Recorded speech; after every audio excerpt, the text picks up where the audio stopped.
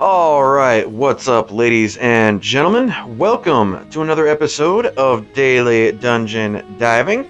As you can see, we are on our way to the dungeon. I've killed my gatekeeper for the day, and we're bringing a couple of things along to the dungeon. I will get everything that I'm going to need for the dungeon once I actually get there.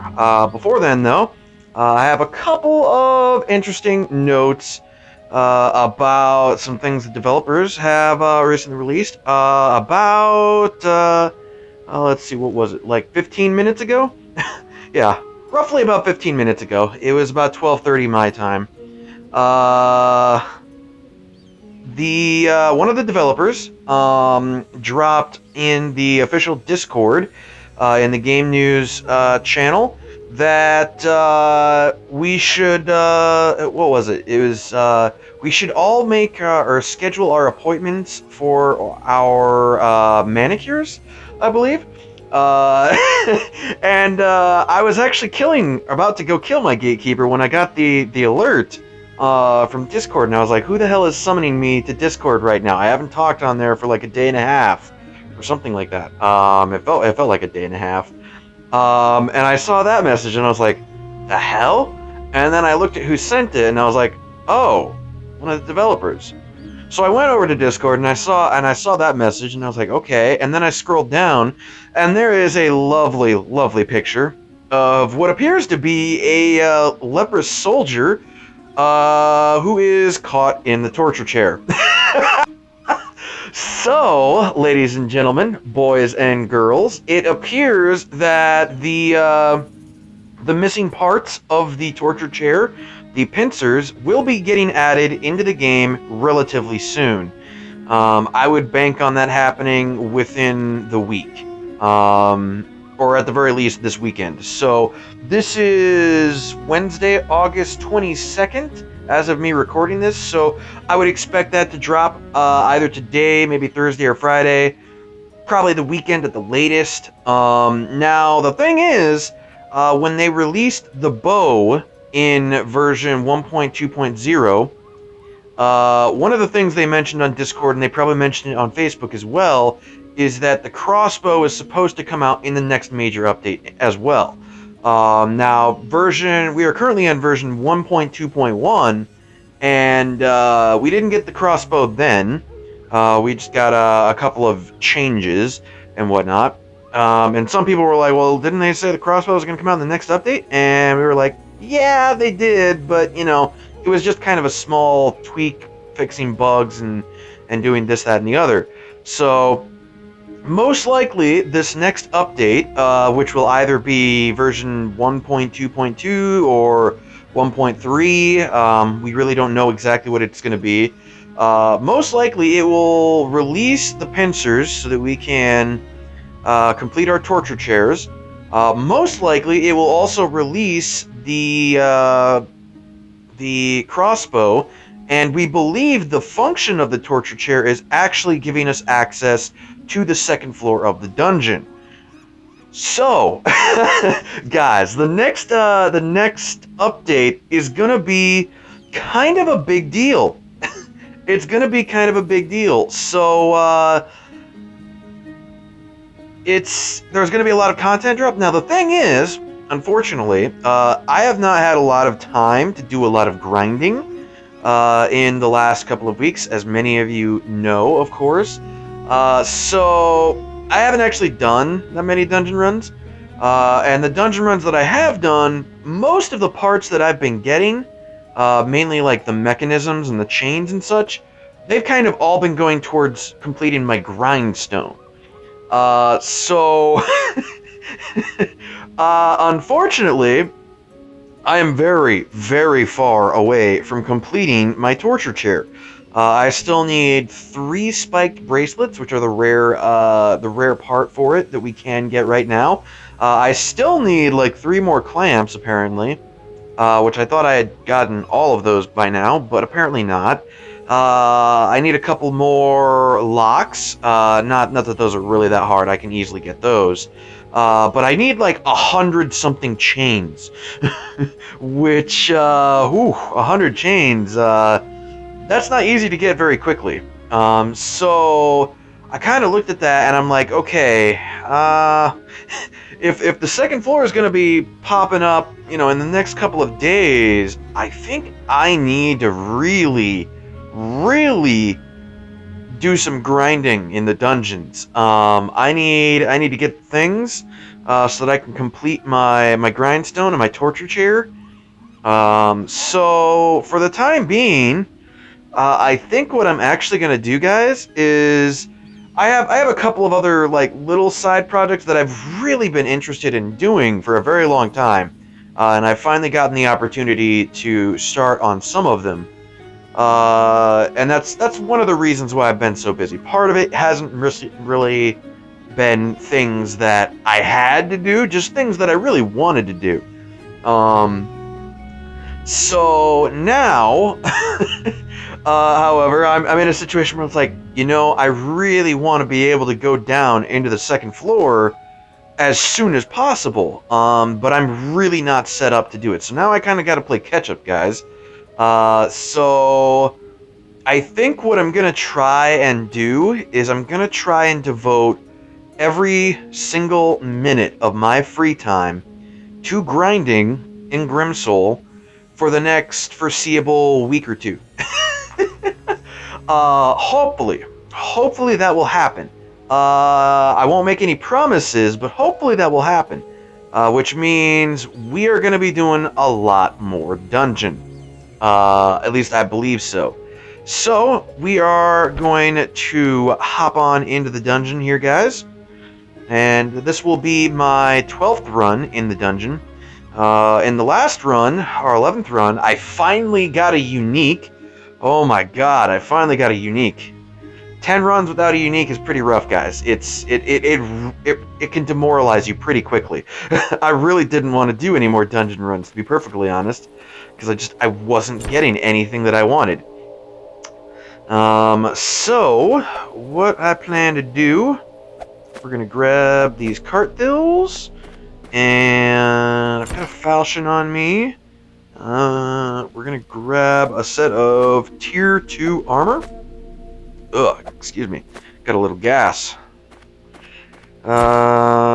We will grab the claymore there, I believe. Yes. Yes. So I've kind of been saying that, you know, there's or making a little bit of a big deal about getting 260 armor in order to deal with Desecrators and Forsaken. And while absolutely I still believe 100% that is a good thing to do, getting up to 260 armor, it's not like the most important thing in all of existence, guys. So I'm not going to do that probably right now. Simply because I don't have a lot of the other armor pieces that I would like to have in order to make that happen. So for now, I will probably, we'll probably just roll with this. I do need to grab another weapon.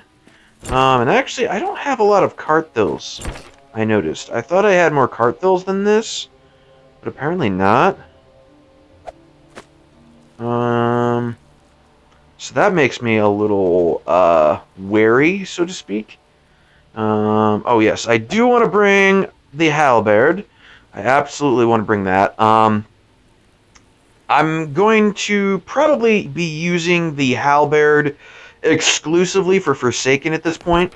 Forsaken are they're just a massive pain in my backside. I did some analysis. I actually finally found time to analyze my 9th and 10th dungeon runs. And I had time to edit the end of the 9th run, the video at the end of that, which I believe was episode 36? 34 or 36, something like that. It was the one right before my first update video, which you can find, you can easily find in the dungeon diving playlist. So In any case, yeah, I edited the video description there to show all of the stats of the enemies. I have the stats of all of the enemies for my 10th dungeon run. I just didn't have time to edit that video description. I'll probably do that later tonight or something. But yeah, we're gonna hop in here. And I wrote down a couple of interesting things. I've now done 5 dungeon runs and analyzed all of those runs when it initially came out. And then I've done 5 runs and analyzed all of them since the 1.1.1 update, which was like a month ago now. And that was the update where they said that they shortened the dungeons, they reduced the number of enemies in the dungeons, all of that stuff. And it's important to note all of that because, you know, I was trying to figure out, okay, well, how much of a difference has it actually made? I've gone ahead and analyzed all of that, so I went ahead and grabbed the averages.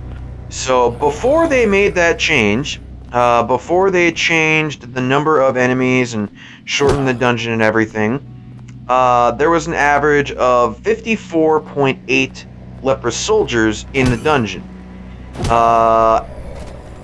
Now, after they made the change, I have found that there is an average of 54.4 leprous soldiers in the dungeon.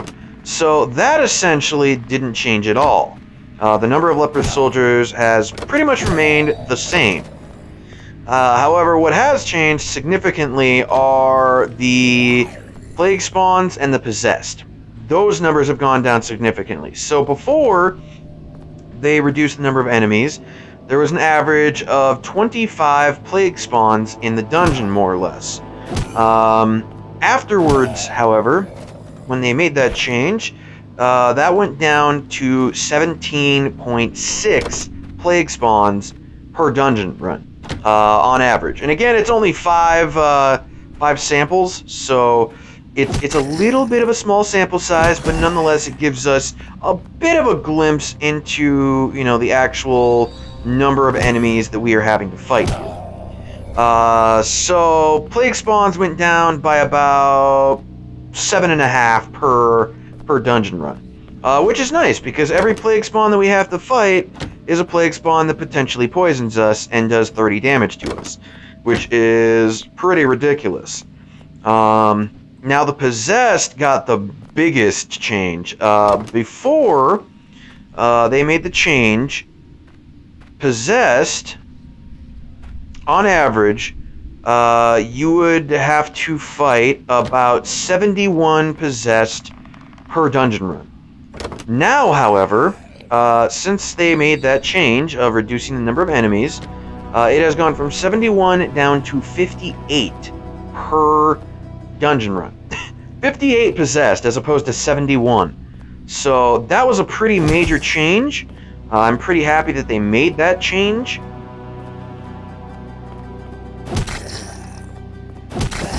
So yeah. Now, as for the Forsaken and the Desecrators, the number that I had before was 7.8. So for my first 5 dungeon runs, I averaged about 7.8 of those guys per dungeon run. However, after they made that change and lowered the number of enemies, I have 8.8 instead of 7.8. So my data would seem to indicate that they increased the number of Forsaken. I don't think that's actually what's happened. I've had a number of runs where I've fought a lot of Forsaken.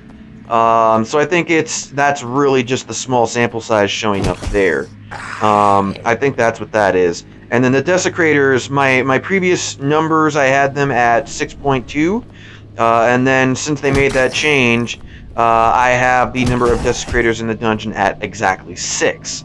So I would say generally in most dungeon runs, from what I can tell now, as of version 1.2.1, the average number of enemies that you're going to fight, you're going to end up fighting about 54 leprous soldiers. You will end up fighting 17 or 18 plague spawns. You will end up fighting 58 possessed, more or less. So maybe round that just up to an even 60. Just for the, for the sake of simple mathematics and such. Well, I won't get rid of that entirely. I could probably just use that for a sneak attack up here. Yes, I can just kill this leper soldier in one shot like that. Alright, excellent.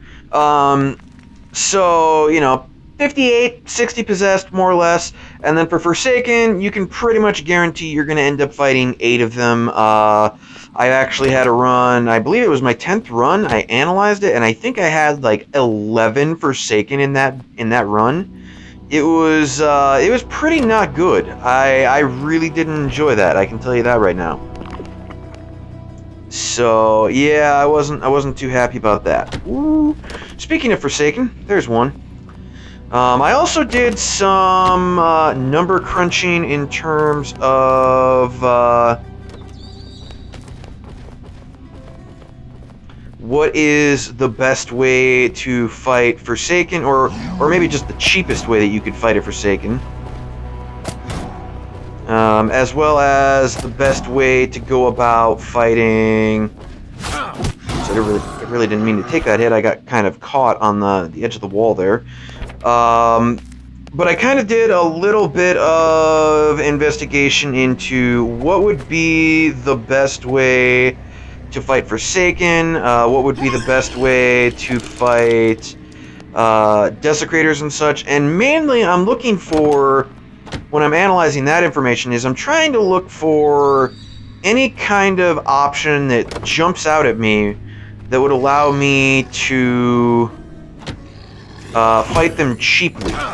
I'm looking for cheap options to take down Forsaken and Desecrators, because right now, really the best way to take them down is just to use a 50+ damage weapon. So, a Bastard Sword, a Scimitar, a Halberd, something like that.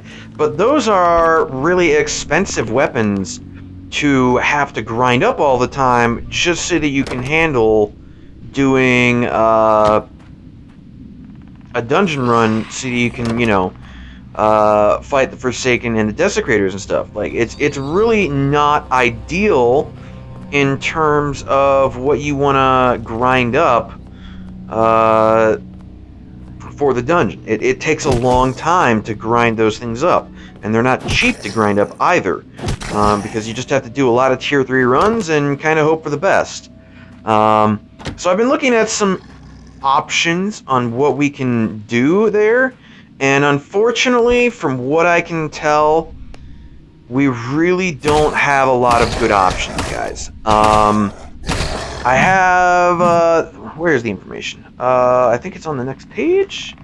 Or no, it's, be on the page before that. I wrote it all down here in my notebook. I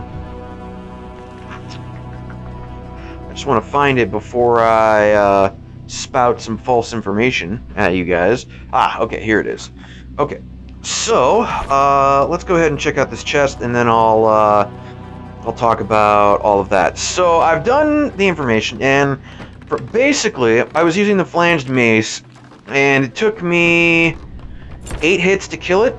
However, 7 of those hits did most of the damage, and then after those 7 hits, the Forsaken only had 7 HP left. So the 8th hit is kind of a waste. So I was thinking, okay, well, what would be the breakpoints of how much damage I would have to do in order to kill the Forsaken in exactly 7 hits, in exactly 6 hits, in exactly 5 hits, stuff like that. And I did that. And in order to kill a Forsaken in exactly 6 hits, you would have to be using a weapon that does exactly 44 damage. I guess I'll take those bandages real quick. Let's go ahead and see what's over here. So yeah, you have to have a weapon that does exactly 44 damage per hit in order to kill a Forsaken in 6 hits. Now, there aren't any weapons that just straight up have a base damage of 44. However, if you take the Grindstone into account, as it just so happens, A falchion that is sharpened to level 2 will do 44 damage. At least according to my calculations, they will. So a falchion plus 2 would actually be pretty decent for a Forsaken. Not a great option, but a decent option. So, you know, that being said, I would still probably use halberds, because you can basically do 3 shots and then just use the cart filth to finish them off.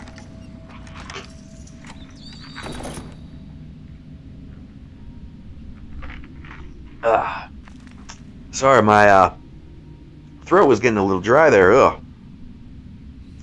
Another possessed. Okay.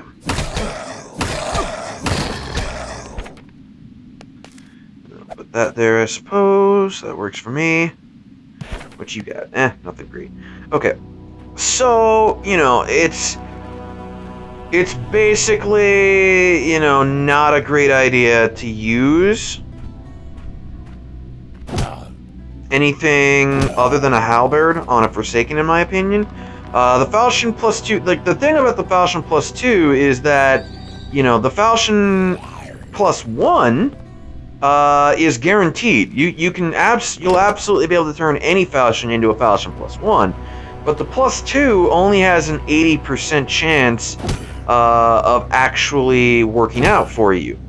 20% of the time, you're going to break that weapon. So you kind of lose out on overall damage doing it that way, which is not something I really want to do. So I don't plan on taking a lot of weapons past plus 1. So that's a little bit of an issue, but nonetheless, if you really needed a cheap solution to fighting the Forsaken and such, if you absolutely just cannot get halberds or scimitars or anything like that, then that would be an option if you have your grindstone completed. Now, in order to kill them in like 5 hits, you have to have a weapon that does 52 damage, which would actually be the falchion plus 3. So that's okay. And then for 4 hits, you need a weapon that does 65 damage. For 3 hits, you need a weapon that does 87 damage, which is why a halberd cannot 3-shot, even though it has 81 damage. It's just a little under. If you had a halberd plus 1, you could do it. But otherwise, not so much. So, yeah, the Forsaken, like, the really big problem with fighting the Forsaken is just that it has such crazy attack speed. With the attack speed that it has, you can't really do a whole lot against it, because it's just, it has such crazy attack speed that it is going to do a lot of damage to you very quickly. So it's problematic to fight in that sense.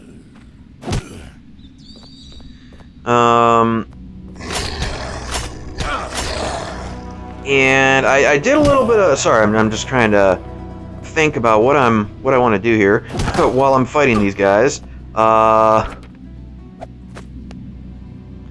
And I did a little bit of math and figured out that the Desecrator, his attack speed is such that basically what you can do is you can hit him twice and only get hit by him once. Whereas with the Forsaken, speaking of, with the Forsaken, you cannot do that. In order, it's like when you are fighting the Forsaken, you are going to hit him once, and you're going to get hit by him once. That is just an inevitability. It's going to happen. You hit him once, he's going to hit you once. So it's really, even though he does less damage per hit, the Forsaken has a base damage of 50. Even though he does less damage per hit, the Desecrator has a base damage of 60. His attack speed, the Desecrator's attack speed, is such that he just can't get as many hits in. So even though the Desecrator has more health, than the Forsaken does. The Forsaken still does a comparable amount of... Ooh, and I didn't switch back to my falchion. Nor did I switch back to my tier 1 armor. Oh well. I'm bringing some crappy tier 3 armor because I need to get it out of my inventory and such. So that's not a super big deal. But yeah, I did some of the math, and I got hit by the Desecrator in a couple of episodes, or a couple of runs ago. I got hit by the Desecrator 9 times for 230 damage in the time that it took for me to kill him with a falchion. In the same time that it takes me to kill a Forsaken, which is only 8 hits, I got hit by him 9 times, and actually I can reduce that. One of those was a goof up on my part. So I can reduce that. I don't have to get hit 9 times. I can hit him 8 times and get hit in return 8 times. So basically, I found that, you know, I took 230 damage from the Desecrator while I killed him, and I took 171 damage. Ooh, this is not good, this is not good, this is not good. Can I get out of range of the... Yes, excellent, okay. That was a little close. I would have definitely lost a lot of efficiency there. Oh yeah, that would have been bad for my efficiency. But basically, you know, I took 230 damage from the Desecrator while killing him, and I took 171 damage from the Forsaken while killing him. So, what I kind of can take away from that is, yes, the Desecrator is going to do more damage if you're trying to fight them both cheaply. It's going to do more damage, and that the only reason it's going to do more damage, really, is the fact that it has basically over twice the HP, and it has a little more armor as well. You're doing less damage to it while it has more HP. Now, that being said, there are less Desecrators in the dungeon than there are Forsaken. So, if you were to do all of the Forsaken with the cheap option, basically a mace or a falchion, and you did all of the Desecrators with the cheap option, mainly a mace or a falchion, what would end up happening is you would actually take more damage from the Forsaken than you would from the Desecrators. So it actually proves the point that the Forsaken literally are the bigger threat in the dungeons. You're going to take more damage from the Forsaken simply because they have higher DPS and there are more of them. So really we need to use, if you have to, you know, kind of decide whether you're going to do the Desecrators cheaply or the Forsaken cheaply, the better course of action, mathematically speaking at least, should be to fight the Desecrators cheaply and use your higher damage weapons on the Forsaken, because they're going to do more damage to you. So if you use your high damage weapons on the Forsaken, you'll end up saving a lot more food and armor that way. So anyways, that whole rant out of the way, we've kind of... I haven't ran this video too long. We're at about 29 minutes.